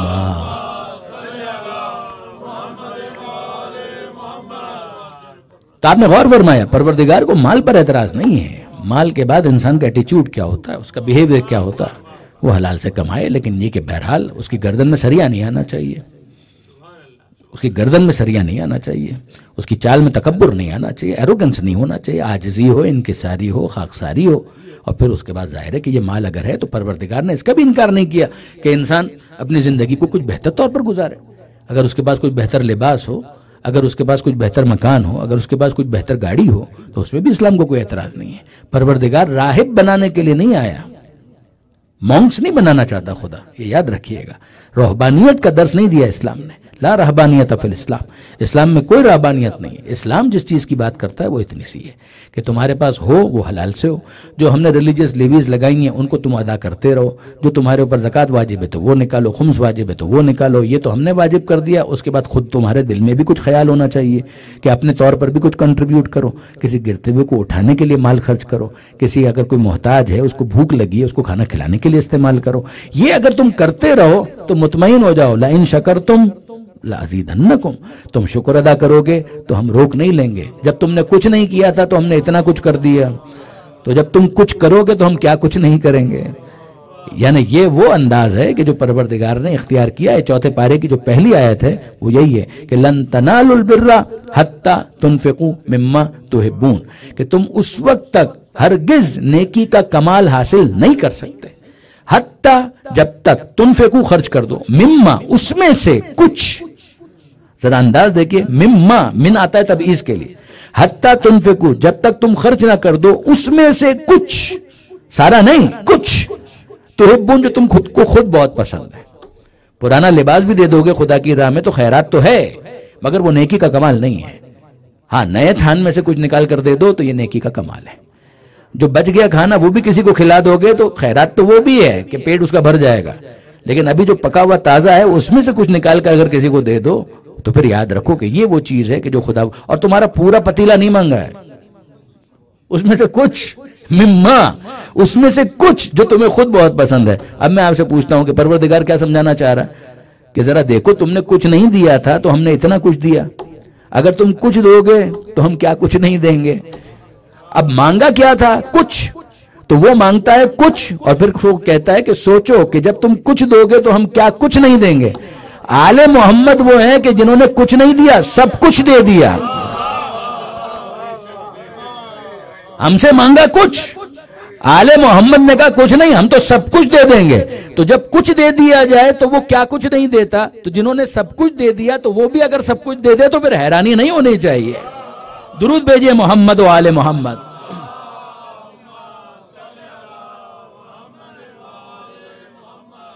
ان کے وسیلے سے اگر دعائیں قبول ہوتی ہیں تو وجہ ہے, ایسے ہی تو نہیں ہے. تو اب واپس آئیے اس آیت کی طرف. وہاں پروردگار عالم کیا کہہ رہا ہے, کتب علیکم, دیکھو تمہارے لیے لکھ دیا گیا. اذا حضر احدکم الموت, جب موت تمہاری طرف آنے لگے اور تم کو محسوس ہو رہا ہے کہ بھائی اب معاملہ اللہ شفا دے, لیکن یہ کہ بہرحال لگ رہا ہے کہ معاملات اس طرف جا رہے ہیں کہ جہاں پر چیزیں کنکلوڈ ہو جائیں گی. ان ترک خیرن, تو ذرا دیکھو اگر خیر میں سے, مال میں سے کچھ چھوڑ کر جا رہے ہو, اگر تمہیں کچھ ملا ہے, تم نے کچھ کمایا ہے, کچھ تم نے بچایا ہے, ان ترک خیرن, تو اب ایک کام کرو, الوصیہ, وصیت کر کے جاؤ. ان ترک خیرن الوصیہ, اگر کچھ خیر میں سے, مال میں سے چھوڑ کر جا رہے ہو تو وصیت کر کے جاؤ. اب میں آپ سے پوچھتا ہوں کہ اس کا مطلب یہ ہے کہ خیر کچھ ایسا ہوتا ہے کہ جس کے لیے وصیت کرنا پروردگار عالم کی نظر میں بہت زیادہ ضروری ہے. اگر کوئی اس دنیا سے جا رہا ہو اور جو چھوڑ کر جا رہا ہے اس کو خیر کہا جا سکے, تو پروردگار عالم کی نظر میں اس کے لیے وصیت لازمی ہے. یعنی پروردگار عالم پسند نہیں کرتا کہ اسے ان اٹینڈڈ چھوڑ دیا جائے، اگنور چھوڑ دیا جائے. یہ پروردگار کی نظر میں لاپرواہی کا ایٹیچیوڈ ہے. تو جو ایک عام انسان کے لیے پروردگار پسند نہیں کرتا، کیا وہ اپنے حبیب کے لیے پسند کرے گا؟ اب مجھے پوچھنا صرف اتنا ہے کہ مجھے تو صرف اتنا بتا دیجئے کہ جو پیغمبر اکرم لے کر آئے تھے اس میں کچھ خیر تھا یا نہیں؟ مجھے تو صرف اتنا بتا دیجئے کہ جو پیغمبر اکرم لے کر آئے تھے اور جس کو پیغمبر اکرم چھوڑ کر جا رہے ہیں اس میں کہیں کوئی خیر موجود ہے یا خیر موجود نہیں ہے؟ تو پیغمبر اکرم کیا لے کر آئے تھے؟ کیا پیغمبر اکرم چھوڑ کر جا رہے ہیں؟ کہ پیغمبر اکرم اسلام لے کر آئے تھے، پیغمبر اکرم دولت ایمان لے کر آئے تھے، پیغمبر اکرم یہ ساری جو تعلیمات ہیں یہ پیغمبر اکرم لے کر آئے تھے. اور اب پیغمبر اکرم جا رہے ہیں اور ان سب کو چھوڑ کر جا رہے ہیں. اب میں آپ سے پوچھتا ہوں کہ میں کوئی آیت آپ کے سامنے پیش نہ کروں، میں آپ کے سامنے کوئی حدیث پیش نہ کروں، لیکن میں صرف آپ کے وجدان سے، آپ کے ضمیر سے، آپ کے سیلف کانشیس کو اپیل کرنا چاہتا ہوں کہ آپ مجھے بتائیے کہ جو پیغمبر اکرم پیغمبر جا رہے ہیں اور پیغمبر اکرم کو چھوڑ کر جا رہے ہیں، دین ساتھ لے کر تو نہیں جا رہے. تو میں آپ سے پوچھتا ہوں کہ جو دین پیغمبر اکرم چھوڑ کر جا رہے ہیں وہ خیر ہے یا نہیں ہے؟ اچھا ظاہر ہے کہ اسلام کو سنبھالنے کے بعد تو خیر ہی انسان کہے گا، ورنہ خیر منع ہے. اسلام کو سنبھالتے ہوئے تو اسے خیر ہی کہنا پڑے گا. لیکن اب آئیے، آپ کے وجدان سے فیصلہ کرانے کے بعد، آپ کے ضمیر سے فیصلہ کرانے کے بعد، اب میں آپ کو لے چلتا ہوں واپس قرآن مجید کی طرف. قرآن نے ذرا ہم دیکھیں نا اس کو خیر کہا گیا یا نہیں کہا گیا. بھئی پیغمبر کیا لے کر آئے تھے؟ سورہ جمعہ کی بہت مشہور آیت ہے جس کو آپ ربیع الاول کے مہینے میں بہت سنیں گے، نشریاتی اداروں سے بھی سنیں گے، واعظین سے بھی سنیں گے. قرآن کی آیت ہے. 4 مقامات پر پروردگار عالم نے اس کو بیان کیا. 2 مرتبہ سورہ بقرہ میں، 1 مرتبہ سورہ آل عمران میں، اور 1 مرتبہ سورہ جمعہ میں. اس لیے کہ سورہ جمعہ کی تلاوت بہت کی جاتی ہے، لہٰذا یہ آیت سورہ جمعہ کے حوالے سے تقریباً لوگوں کو یاد بھی ہوتی ہے. هو الذی، وہ لے کر کیا آئے تھے؟ هو الذی، خدا کہہ رہا ہے. خدا وہ ہے کہ جس نے بھیجا امیین میں رسولا منہم، انہی میں سے ہے. کیا کرتا ہے؟ یتلو علیہم آیاتہ، ان کے درمیان وہ آیتوں کی تلاوت کرتے ہیں. 1 نمبر 2 ویزکیہم، اور ان کے نفسوں کو پاک کرتے ہیں. اور وَيُعَلِّمُهُمُ الْكِتَابَ وَالْحِكْمَةَ، اور ان کو کتاب کی تعلیم دیتے ہیں اور ان کو حکمت کی تعلیم دیتے ہیں. یعنی پہلا کام کیا ہے؟ آیتوں کی تلاوت. یعنی یہ تو سلیبس کا اعلان ہے، کورس کا اعلان ہے کہ بھئی یہ ہے کورس کہ جس کو ہم نے پڑھانا ہے. لیکن ابھی پہلے سنو، کورس آؤٹ لائن یہ ہے. تو یہ کورس آؤٹ لائن ہے. پھر دوسری بات کیا ہے کہ یزکیہم، نفسوں کو پاک بھی کرتے ہیں. ایسے منہ اٹھا کر مت آ جانا، کچھ پروٹوکول ہے اس کے ساتھ آؤ. یعنی نفس کو پاک تو کرو، پہلے نفس پاک کریں گے پھر اس کے بعد اگلا کام کریں گے. یعنی یہ بالکل ایسا ہے کہ جیسے آپ نے کہا کہ جناب یہ کورس خرید لیجئے گا، یہ کتابیں ہیں. وہ کتابیں تو اسٹوڈنٹ نے خرید لی، یونیفارم کے بغیر آ گیا، ناخن اتنے لمبے لمبے لے کر، لباس کا کوئی پتہ ہی نہیں، ڈھنگ کا کچھ بھی نہیں. تو آپ نے کیا کہا؟ آپ نے کہا کہ جناب یہ کیا کر کے آئے ہیں ہم؟ کہا کہ ہم پڑھنے کے لیے آئے. پڑھنے کے لیے آئے تو پہلے اس کی کچھ پری ریکویزٹ ہے، اس کو تو پورا کریں. کہا کورس لے لیا ہے. کہ کورس لینا کافی نہیں ہے، کورس لینا کافی نہیں ہے. تو پھر کیا کریں؟ کہا کہ اگر پڑھنا چاہتے ہو تو استاد کے سامنے زانو تلمس طے کرنے کے لیے ضروری ہے کہ لباس بھی ڈھنگ کا ہو. کچھ اپنے وجود کو صاف کرو، پاک کرو، پھر آؤ تاکہ تمہیں کلاس کے اندر انٹری دی جا سکے. تو یاد رکھیے گا، اسکول میں، کالج میں، یونیورسٹی میں جسم کم سے کم صاف ہونا چاہیے، اور نبی کے سامنے طالب علم بننے کے لیے نفس کا کچھ پاک ہونا ضروری ہے. ویسے ہی منہ اٹھا کر آ جائیں تو کچھ سمجھ میں نہیں آئے گا. تو یتلو علیہم آیاتہ، یہ تو کورس آؤٹ لائن ہو گئی. وَيُزَكِّيهِمْ، ان کے نفسوں کو پاک کرتا ہے. وَيُعَلِّمُهُمُ، اور ان کو تعلیم دیتا ہے. کیا تعلیم دیتا ہے؟ کتاب کی تعلیم دیتا ہے اور حکمت کی تعلیم دیتا ہے. تو 4 چیزیں ہو گئیں. پھر سنیے گا، آیتوں کی تلاوت، نفس کا تزکیہ، پاکیزگی. نمبر 3 وہی کورس آؤٹ لائن جس کا اناؤنسمنٹ کیا گیا تھا، اب اس کی تعلیم. یعلمہم الکتابہ اور والحکمہ، اور حکمت. حکمت کہتے ہیں اندرونی رازوں کو، اسرار. یعنی جس طریقے سے آپ سنتے ہیں نا، انا مدینۃ العلم وعلی بابوہا، یہ علم کی بات ہو رہی ہے. میں علم کا شہر ہوں، علی اس کا دروازہ ہے. تو شہر کے اندر کیا ہوتے ہیں؟ مکان. شہر کے اندر ہوں گے مکان. اب اس کے بعد ذرا مکان کے حوالے سے سنیے، پیغمبر فرما رہے ہیں انا دار الحکمہ وعلی بابوہا، میں حکمت کا شہر نہیں، حکمت کا گھر ہوں، میں حکمت کا گھر ہوں، وعلی بابوہا، اور علی اس کا باب ہے، علی اس کا دروازہ ہے۔ یعنی کیا مطلب ہوا؟ پہلے تو تم شہر میں داخل ہوں گے، ایک دفعہ شہر میں داخل ہو گئے تو پھر تم کو گھر نظر آئیں گے، چوراہے پہچان چکے، سڑکیں پہچان چکے، گھر باہر سے نظر آ رہے ہیں۔ اب مزید اگر گھر کے اندر داخل ہونا چاہتے ہو تو پھر دروازے سے آؤ گے۔ تو یاد رکھو، شہر میں بھی داخل ہونا ہے تو بھی علی کے ساتھ آنا پڑے گا، اور اگر گھر میں داخل ہونا ہے تو بھی علی کے ساتھ آنا پڑے گا۔ علی کے بغیر نہ علم ملے گا، علی کے بغیر نہ حکمت ملے گی۔ تو اب ہم کو سمجھ میں آیا کہ جناب ٹھیک ہے، کچھ اسرار ہوتے ہیں کہ جن کو مزید کنسیلڈ رکھا جاتا ہے اور کسی مناسب موقع پر اس کو سکھایا جاتا ہے۔ پھر سنیے گا، یہ 4 چیزیں ہو گئیں، یتلو علیہم آیاتہ، یزکیہم، یعلمہم الکتاب والحکمہ، یہ 4 چیزیں ہو گئیں۔ تو ان میں سے ہر ایک 1/4 ہے کہ نہیں؟ ان میں سے ہر ایک 1/4 ہے۔ اگر 2 ہو جائیں تو 2/4 ہو جائیں گے، یعنی ہاف ہو جائے گا۔ اگر 3 ہو تو 3/4 ہو جائیں گے۔ سیدھا سیدھا فریکشن والا معاملہ ہے نا، یعنی اس کے اندر تو کوئی لمبی چوڑی راکٹ سائنس تو ہے ہی نہیں۔ 4 چیزیں ہیں اور ان میں سے ہر ایک اپنی جگہ پر 1/4 ہے، 1/4۔ ٹھیک ہے جی۔ اب آئیے ذرا دیکھیے کہ ان میں سے ایک ہے حکمت، سیدھا سیدھا حساب کتاب ہے۔ 4 میں سے ایک ہے حکمت، اور حکمت کے بارے میں کیا کہا قرآن مجید نے؟ وَمَن يُؤْتَ الْحِکْمَةَ، جس کو حکمت دے دی گئی، فقط اوتیا خیرن کثیرا، اس کو خیر کثیر دے دیا گیا۔ ذرا غور کیجئے گا یہ تعبیر کیا ہے۔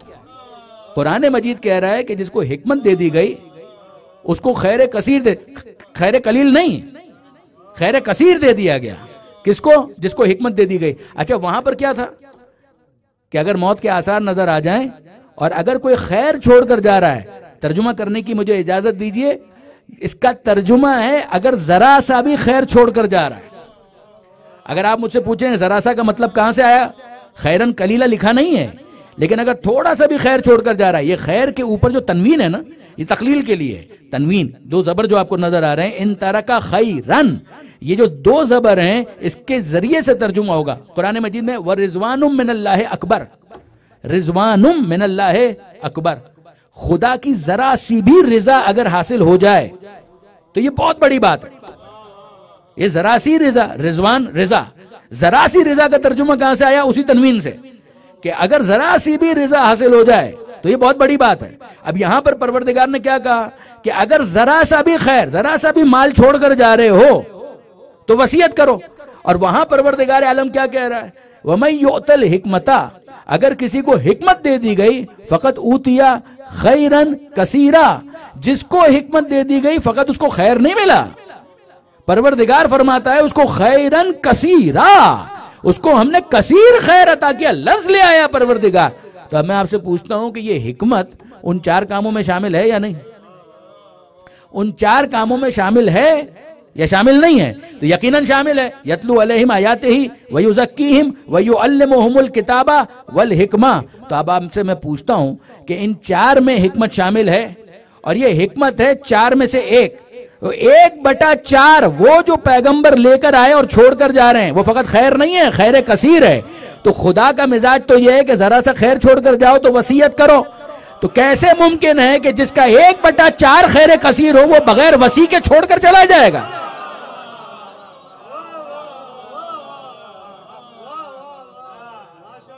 اور کیسے ممکن ہے کہ پیغمبر اکرم اس کو لوگوں کے حوالے کر کے چھوڑ کر چلا جائے گا؟ جو الٹا سیدھا سمجھ میں آئے کرتے رہنا، کہ ناممکن ہے۔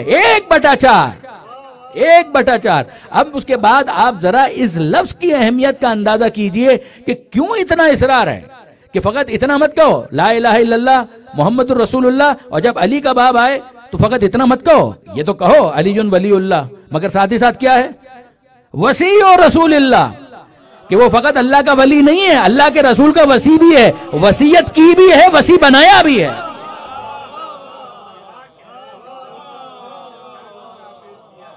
آپ نے اندازہ کیا؟ وصی و رسول اللہ وخلیفتہ بلا فصل۔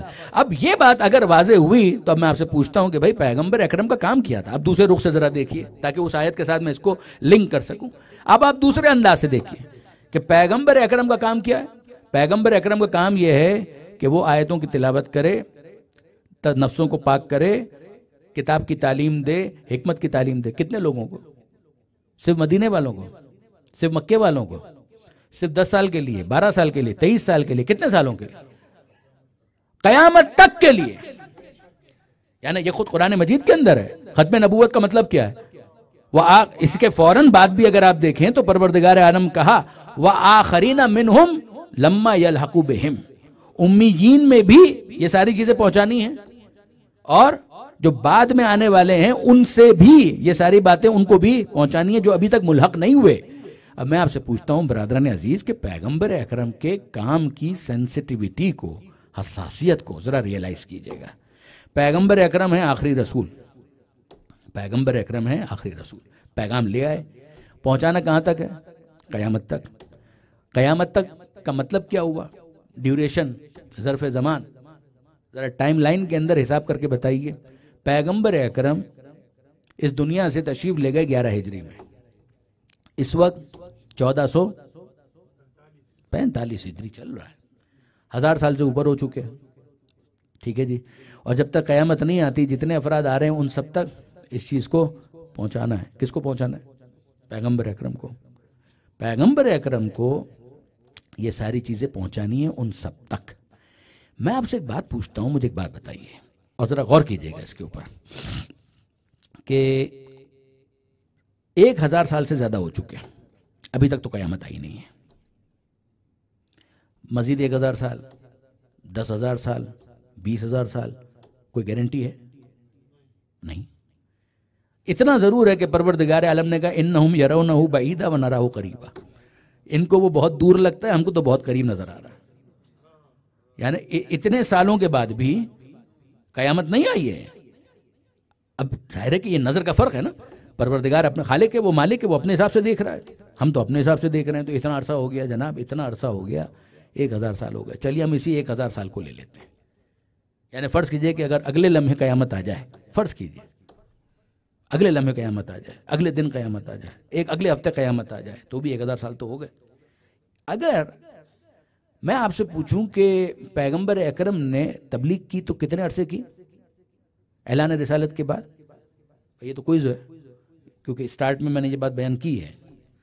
23 سال، 13 سال مکی زندگی اور 10 سال مدنی زندگی، تو 23 ایئرز ہو گیا. اچھا اب ایک بات بتائیے کہ اگر کسی کو ایک کام دیا گیا ہو 100 سال کے لیے اور وہ 1 سال اس کام کو انجام دے، پرسنٹیج کیا بنا؟ 1%. اگر کسی کو 100 سال کا ٹاسک دیا ہو، وہ 10 سال اس کام کو انجام دے، تو پرسنٹیج کیا بنا؟ 10. یعنی آپ اگر بڑھائیں گے، تو یہ پرسنٹیج بڑھتا چلا جائے گا، اور اگر آپ گھٹائیں گے تو گھٹتا چلا جائے گا. 100 سال کا کام تھا، 100 سال تک اس نے کیا تو 100% کام کیا. 10 سال کم ہو گئے تو 90%، 20 سال کم ہو گئے تو 80%، 30 سال کم ہو گئے تو 70%. اور اگر اس نے اس کام کو انجام دیا صرف 1 سال کے لیے تو کیا بنا؟ 1%. اگر 1000 سال تک اس کو یہ کام کرنا تھا اور اس نے صرف 23 سال کے لیے اس کام کو انجام دیا تو پرسنٹیج کیا بنا؟ 2000 سال کے لیے کام کرنا تھا اور اس نے 23 سال اس کام کو انجام دیا، پرسنٹیج کیا بنا؟ اگر کسی کو 5000 سال کے لیے اس کام کو انجام دینا تھا اور اس نے 23 ایئرز کے لیے اس کام کو انجام دیا تو پرسنٹیج کیا بنا؟ اب تو آپ کا جواب بھی نہیں آ رہا. اور اگر وہ تو آپ نے کیلکولیٹر کھولا ہوگا، اور اگر فرض کیجئے کہ اس کے پاس 8000 سال کی ذمہ داری ہو اور 23 سال فقط اس نے کام کیا، پرسنٹیج کیا بنا؟ 10,000 سال ہو جائیں. یعنی اب آپ مجھے بتائیے برادران عزیز، کچھ پتہ نہیں ہے، 1000 کا حساب کر لیا آپ نے، 2000 3000 بڑھاتے جائیے، کہاں تک آپ بات کو لے جائیں گے؟ یعنی ایک وقت آئے گا کہ آپ کی میتھس سرنڈر کر دے گی، آپ کے کیلکولیٹرز فیل ہونے لگیں گے. وہ کہیں گے کہ جناب یہ تو گویا کچھ بھی نہیں ہوا. تو یہی تو پروردگار نے کہا تھا، اے حبیب اپنے بات کے لیے انتظام کر جائیے، اگر یہ نہیں کیا تو کچھ نہیں کیا.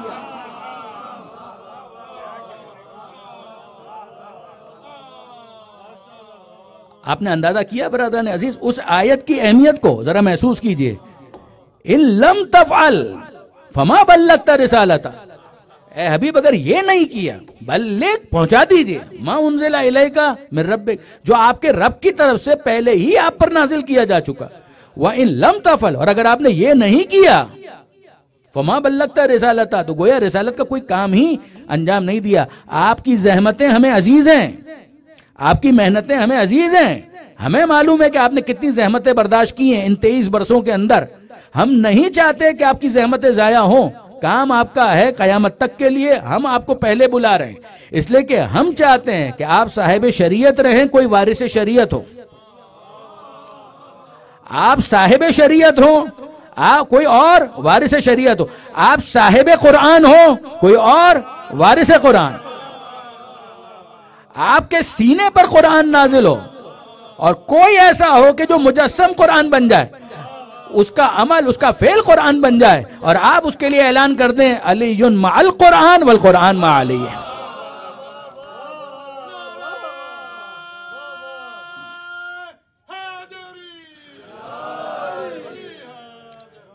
اب آپ نے برادران عزیز اگر واقعاً اس کو پوری طرح سے محسوس کیا تو یقین جانیے اس کے بعد ہم کو سمجھ میں آتا ہے کہ کیوں اس بات پر اتنا اصرار ہے کہ نہ فقط یہ کہ امام کا ہونا ضروری ہے بلکہ زندہ ہونا ضروری ہے. امام کا ہونا ضروری ہے، اس کا زندہ. باقی جتنے رجال دین ہیں وہ کام کریں گے انڈر دا سپرویژن. سلمان فارسی کام کریں گے، ابو ذر کام کریں گے بے شک، مگر مصطفیٰ کا ہونا ضروری ہے. میثم کام کریں گے، علی کا ہونا ضروری ہے. آپ نے غور فرمایا؟ رشید حجری کام کریں گے مگر علی کا ہونا ضروری ہے. حسن مجتبیٰ کام کریں گے مگر یاد رکھیے حجر بن عدی کا ہونا ضروری ہے. حسین کام کریں گے، حبیب ابن مظاہر کام کریں گے، حسین ابن علی کا ہونا ضروری ہے. اسی طریقے سے جتنے ہمارے علماء ہیں، مراجع ہیں، جتنے وہ سب کام کریں گے. مہدی کا ہونا ضروری ہے، مہدی کا ہونا ضروری ہے.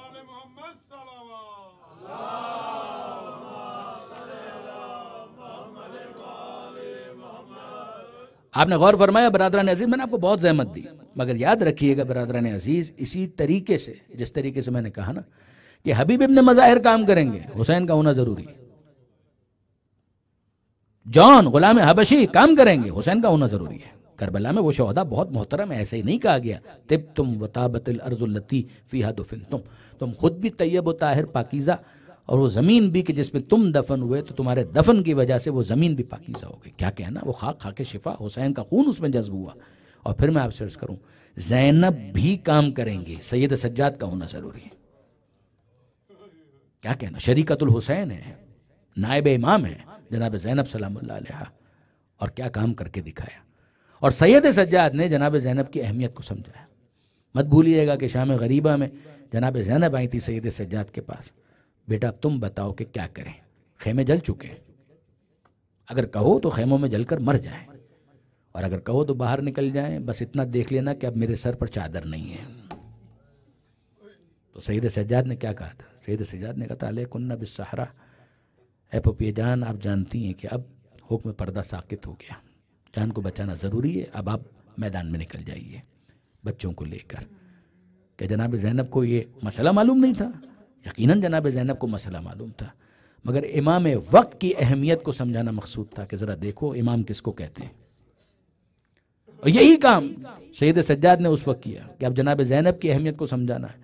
تو جب دربار سے پیغام آیا اور رہائی کا پیغام ملا تو سید سجاد آئے جناب زینب کے پاس اور کہا کہ پھپھی اماں رہائی کا پیغام. کہا تم نے کیا فیصلہ کیا؟ کہ میں نے کہہ دیا کہ کربلا کے بعد میں نے کوئی فیصلہ اپنی پھپھی کے مشورے کے بغیر نہیں کیا، اب تو جیسا آپ فرمائیں اس کے مطابق عمل ہوگا.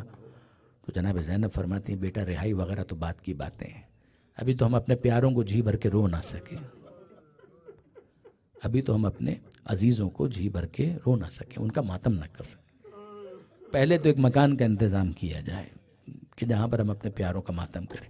جناب زینب کو یاد تو آتا ہوگا کہ جب سکینہ ہائے بابا کہہ کر ماتم کرنا چاہتی تھی تو تماچے مارے جاتے تھے، تازیانے مارے جاتے تھے. اب سکینہ تو نہ رہی، اب تو ماتم میں سکینہ کا ماتم بھی شامل ہو گیا. تو اب کیا کیا جائے؟ مکان کا انتظام کیا گیا. شام کی عورتیں بھی وہاں پر آ کر بیٹھی ہیں تعزیت کے لیے، تعداد ہے، خواتین آ رہی ہیں. 3 دن یا 7 دن تک جناب زینب نے وہاں پر فرش عزا بچھائی ہے اس مکان میں، اس عزا خانے میں. اور اب جب لوٹے ہوئے تبرکات آنا شروع ہوئے ہیں تو ایک عجیب منظر بن گیا. وہ عجیب منظر کیا ہے کہ لوٹے ہوئے تبرکات آ رہے ہیں تو جناب زینب نے ان تبرکات میں سب سے پہلے حضرت عباس کا علم اٹھایا اور سید سجاد سے کہتی ہیں اے بیٹا سجاد، اس مکان کی چھت پر میرے عباس کا علم نصب کرو، یہ بہن عباس کے علم کے سائے میں اپنے حسین کا ماتم کرے گی۔ سید سجاد نے سر جھکایا، جو حکم جناب پھوپھی جان، اور وہ علم لے جا کر نصب کر دیا۔ اور اب اس کے بعد دوسری چیز جناب زینب نے اس میں سے اٹھائی، ایک خون بھرا کرتا، اسے آنکھوں سے لگاتی ہیں اور روتی جاتی ہیں۔ سید سجاد پوچھتے ہیں پھوپھی اماں آپ اس کرتے کو پہچانتی ہیں؟ کہا بیٹا میں نہ پہچانوں گی، یہ وہی کرتا ہے کہ جسے اماں سیتی جاتی تھی اور روتی جاتی تھی۔ وقت آخر جب ظالم کا خنجر بھائی کے گلے پر چل رہا تھا تو میرے ماجائے نے یہی کرتا پہنا ہوا تھا۔ ماتم ہو رہا ہے، اور اب اس کے بعد کٹے ہوئے سر آنا شروع ہوتے ہیں، اور جب کٹے ہوئے سر آنا شروع ہوئے تو لیلا آگے بڑھی، علی اکبر کا سر اپنی گود میں لیا، فروا آگے بڑھی، قاسم کا سر اپنی گود میں لیا، جناب ام کلثوم آگے بڑھی، عباس کا سر اپنی گود میں لیا۔ جب حسین کا سر آیا تو ساری بیبیاں کھڑی ہوئی، پہلے تو سب نے کہا السلام علیکہ یا ابا عبداللہ، اور پھر اس کے بعد جناب زینب نے حسین کا سر اپنی گود میں لیا، اور اب ماتم شروع ہے۔ لیلا کہہ رہی ہیں واہ علی اکبرہ، فروا کہہ رہی ہیں واہ قاسمہ، ام کلثوم کہہ رہی ہیں واہ عباسہ، اور زینب کہہ رہی ہیں حسینن و حسینن و حسینہ۔ یہ ماتم ہو رہا ہے، اور ایسے میں شام کی عورتوں نے دیکھا دو ننھے ننھے سر ایسے ہیں کہ جن کا کوئی ماتم نہیں کر رہا۔ وہ عورتیں پوچھنے لگی اے بیبیوں کہ ان بچوں کی ماں زندہ نہیں ہے؟ تو جناب زینب کو جلال آیا، اور بیوی کہنے لگی ارے یہ میرے نور نظر، یہ میری آنکھوں کے ٹکڑے، یہ میرے دل کے ٹکڑے، یہ میرے اون و محمد کا بیوی پھر ان کا ماتم کیوں نہیں کرتی؟ تو جناب زینب کہتی ہیں ان دو کو میں نے اپنے حسین پر صدقہ کر دیا، پہلے اپنے ماجائے کا تو ماتم کر لوں، پھر صدقے ہونے والے بچوں کا ماتم کروں۔ یہ باتیں ہوئیں، صفِ عزا بڑھائی گئی، اور اب اس کے بعد جب کھڑی ہوئی ہیں جناب زینب، باہر محملیں عماریاں تیار ہیں، تو جناب زینب باہر تشریف لائیں تو عماریوں کا جو نقشہ دیکھا، منظر دیکھا، ریشمی پردے، ریشمی محملیں، تو جناب زینب نے یہ منظر دیکھا، واپس مکان کے اندر آ گئے۔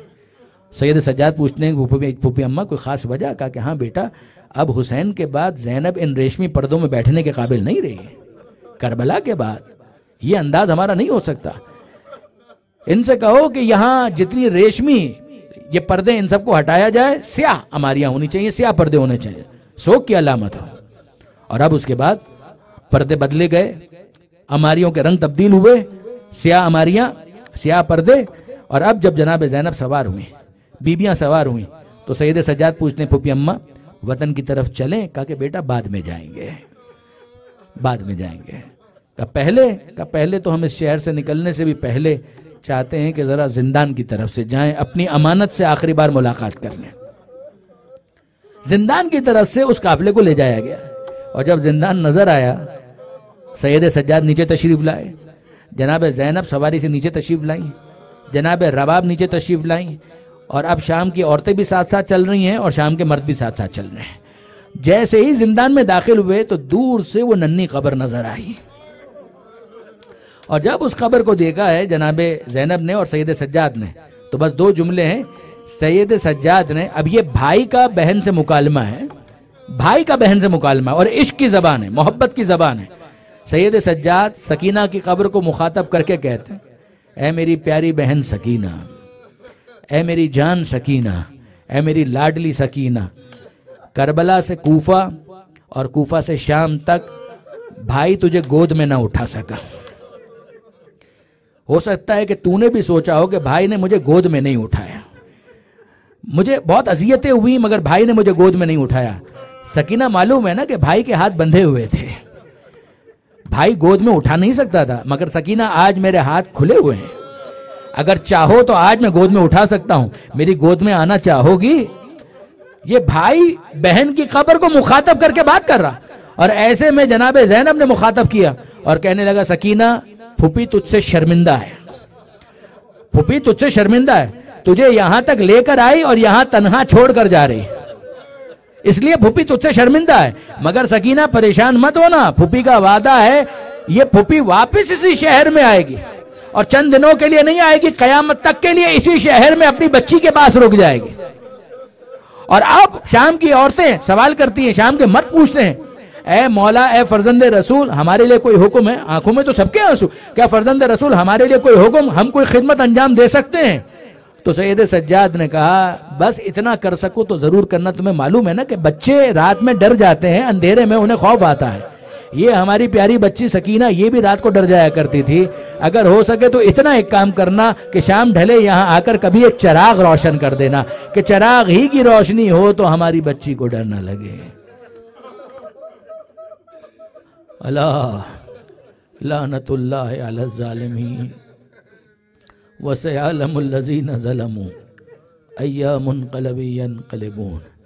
بار الہ اس قلیل توسل کو قبول فرما. اے پروردگار تجھے واسطہ محمد و آل محمد کا ان آنسوؤں کو جناب سیدہ کے رومال میں جگہ عطا فرما. مالک بانیان حاضرین منتظمین کی توفیقات میں اضافہ فرما. مالک تجھے واسطہ محمد و آل محمد کا بیماروں کو شفا عطا فرما. بے روزگاروں کو رزق حلال عطا فرما. جو برسر روزگار ہیں رزق میں برکت عطا فرما. جو بے اولاد ہیں اولاد صالح عطا فرما. جو صاحبان اولاد ہیں اولاد کی تربیت کی توفیق عطا فرما. اے پروردگار جو اپنی اولاد کے رشتوں کے لیے پریشان ہیں انہیں بہترین رشتے عطا فرما. مالک جن گھروں میں ناچاکی ہے ناراضی ہے علی اور زہرا کے مقدس گھرانے کا واسطہ ان گھروں کی ناراضی کو الفت اور محبت سے تبدیل فرما. آل محمد کے ماننے والے چاہنے والے جہاں کہیں بھی ہیں ان کی جان مال عزت و آبرو کی حفاظت فرما. ایک دوسرے کی غلطیوں سے ایک دوسرے کی کوتاہیوں سے درگزر کرتے ہوئے معاف کرنے کی توفیق عطا فرما. مالک تجھے واسطہ محمد و آل محمد کا زمانے کے امام کے ظہور میں تعجیل فرما. ہمیں ان کے اعوان و انصار میں شمار فرما. ربنا تقبل منا انک انت السمیع العلیم وتب علینا انک انت التواب الرحیم. ماتم حسین.